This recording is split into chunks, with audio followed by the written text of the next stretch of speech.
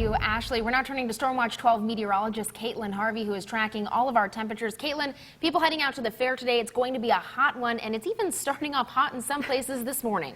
It really is. Now, for those of us in the Rogue Valley, you might walk out the door and have no idea what we're talking about. Still mild, but nothing compared to Brookings this morning. Brookings, you're still in the mid-70s, 75 degrees, and this is all due to those gusty winds that we're seeing. Those offshore winds helping to blow some of this dry, warm air back into the region. It's going to be one of the nicest spots across the board today. For those of us not so warm this morning, starting off still into the 50s and 60s as we work our way west of the Cascades, still into Medford and Grants Pass in the mid to upper 50s.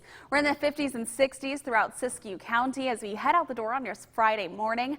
60 degrees currently at Weed as well as Soames Bar. For those of us on the east side, a little bit chilly for some of us at 44 degrees this morning at Bly. It's a far cry from 35 at Chemult, where you'll need that coat, but again, layers as we're going to be warm again this afternoon. As we head out the door today west of the Cascades, we're up to 60 degrees by 8 o'clock, making that 10-degree jump by 10, nearly 10-degree jump as we head into the lunch hour as we're into the upper 70s and lower 80s today. And as we get warmer and warmer, we're going to be drier and drier. Now that, coupled with these gusty winds that I'm tracking, is going to usher in this red flag warning. So areas of Jackson County, Josephine County, and that does include the Rogue Valley and the Illinois Valley. We're going to see that red flag warning from 1 o'clock today until 8 o'clock tonight. So any new fires that we do see spark or even existing fires could spread like crazy later today. So needing to use extreme caution around open flames or anything that could even create a spark.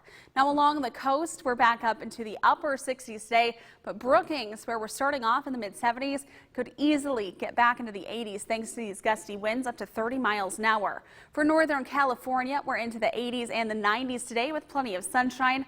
Afternoon wind gusts to 25 miles an hour. Gusty this afternoon as well for the Klamath Basin. We're back up into the upper 70s and low to mid 80s. Expect gusty winds, plenty of sunshine and warmth today for the southern Oregon Cascades and Siskiyous. 67 your high at Crater Lake and 85 degrees at Butte Falls.